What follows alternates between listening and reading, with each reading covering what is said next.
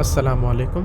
अब हम प्रैक्टिकल देखेंगे डेटाबेस में मतलब एसक्यूएल में जो हमारे पास डेटा टाइप होते हैं उसको हम प्रैक्टिकल देखे थे। जो कि पिछली वीडियो में हमने कंसेप्ट को समझा था कि हमारे पास डेटा टाइप कौन से होते हैं, उसको हमने देखा था। अब इसको हम प्रैक्टिकल देखेंगे कि हमारे पास किस तरह होते हैं। तो यहाँ पर आ जाएं और यहाँ पर मैंने ऑलरेडी यहाँ पर बनाया, क्योंकि इसको हर एक को लिखने में बहुत सारा टाइम लगेगा, तो इस वजह से मैंने डेटाबेस को यहाँ पर मैं आपको समझा भी देता हूँ। ये मैंने डेटाबेस को क्रिएट किया है, create database if not exist. इसको हमने ऑलरेडी पढ़ा है पिछले लेक्चर में। अगर आपने वहाँ पर सीखा होगा, आपने वो सीखा होगा, तो आपको अच्छी तरह से ये समझ में आ जाएगा। अगर नहीं समझ में आता तो पहले आप उसको जो हमारे पास पिछले लेक्चर है उसको आप देखें, तो देख के फिर यहाँ पर आ जाएं और आपको अच्छी तरह से फिर समझ में आ जाएगा। तो यहाँ पर हमने डेटाबेस को क्रिएट किया किसके नाम से, डेटा टाइप के नाम से, जो कि ये हमारे पास है। और फिर हमने डेटाबेस को यूज़ किया है, क्योंकि डेटाबेस को इस्तेमाल करने के लिए आप इस क्वेरी को ज़रूर लिखोगे कि यूज़ कीवर्ड है हमारे पास और डेटा टाइप आपके पास डेटाबेस का हमारे पास नाम है। और फिर हमने क्या किया है कि हमने क्रिएट किया है एक टेबल को, जिसमें हमारे पास इंटीजर वैल्यू होंगे, हमारे पास इंटीजर होंगे, और हमारे पास यहाँ पर करेक्टर होंगे, और यहाँ पर मतलब ये इंटीजर डेटा टाइप होंगे, करेक्टर डेटा टाइप होंगे, और यहाँ पर हमारे पास डेट टाइम डेटा टाइप होंगे, यहाँ पर बूलियन डेटा टाइप है, और यहाँ पर एनम और सेट डेटा टाइप है हमारे पास। अब हम यहाँ पर आते हैं, तो आईडी हमने लिया है, और जो कि इंटीजर होगा, इन न्यूमेरिक वैल्यू इंटीजर वैल्यू उसमें होंगे। एज भी इसी तरह हमारे पास टाइनी एंड है, इसको मैंने वहाँ पर समझा दिया है कि इसकी हमारे पास रेंज क्या है और किस रेंज में हम इसको स्टोर कर सकते हैं। सैलरी हमने लिया है डेसिमल में, जो कि फ्लोटिंग वैल्यू को स्टोर करता है, और इसको हम बताते हैं कि कितना हमारे पास डिजिट इसमें हमारे पास डेसिमल मतलब पॉइंटिंग वैल्यू के बाद हमारे पास स्टोर होगा। और रेटिंग के नाम से मैंने एक वेरिएबल लिया है, और उसमें मैंने डेटा टाइप को मेंशन किया कि हमारे पास फ्लोट है, जो कि डेसिमल या फिर पॉइंटिंग वैल्यू उसमें स्टोर हो सकते हैं। और फिर हमारे पास स्ट्रिंग डेटा टाइप आते हैं, कैरेक्टर डेटा टाइप आते हैं, जिसमें मैंने एक नेम के नाम से एक वेरिएबल लिया है, और उसको मैंने बताया कि ये हमारे पास वेयर केयर हमारे पास कैरेक्टर, इस रेंज में हम कैरेक्टर को स्टोर कर सकते हैं।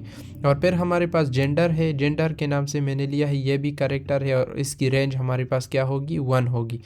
और फिर मैंने डिस्क्रिप्शन लिया है, डिस्क्रिप्शन में हम टेक्स्ट को स्टोर करेंगे। और फिर हमारे पास डेट टाइम के डेटा टाइप आते हैं, बर्थ डेट के नाम से एक वेरिएबल लिया है, और उसमें मैंने स्टोर किया है डेट को, मतलब उसमें मैंने मेंशन किया है डेटा टाइप को, यह इसमें हमारे पास सिर्फ डेट को हम स्टोर करेंगे।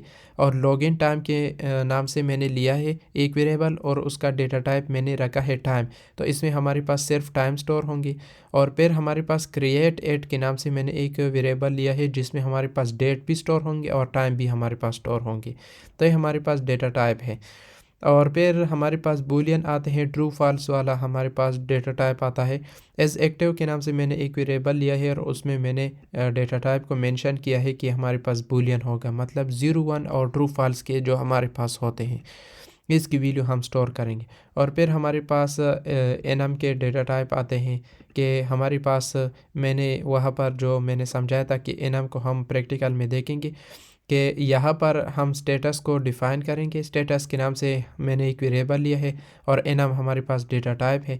एनम में हम एक सेलेक्टेड हम जो फील्ड है उसको हम देंगे, सेलेक्टेड हम टेक्स्ट देंगे, कि इस टेक्स्ट को अगर कोई एंटर करता है, अगर कोई स्टोर करता है तो ठीक है, वरना आपको क्या देंगे, एरर देंगे। लेकिन मैं सिंपल वर्ड में समझा देता हूँ कि इस एनम में जो भी मतलब इस स्टेटस में जो भी हम जब एंट्री करेंगे, डेटा को स्टोर करेंगे, तो या तो स्टूडेंट को स्टोर करेंगे, या तो टीचर को, या तो एडमिन को। सिर्फ इन तीनों को ही हम स्टोर कर सकते हैं, इसके अलावा कोई और को हम स्टोर नहीं कर सकते।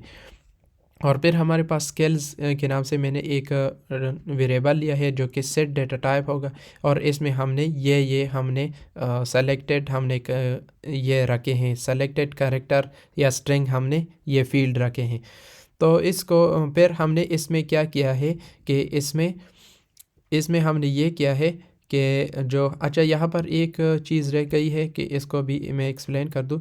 यहाँ पर सेट क्या करेगा कि सेट में जो भी हम मतलब यहाँ पर हमारे पास होंगे तो एक से ज़्यादा भी हम दे सकते हैं कि मतलब ये हमारे पास तकरीबन 4 है। अगर कोई एंटर करता है 1 2 या 3 को एंटर करता है तो हमारे पास ये 3 को क्या कर देगा, ये स्टोर कर लेगा, ये डिस्प्ले कर लेगा।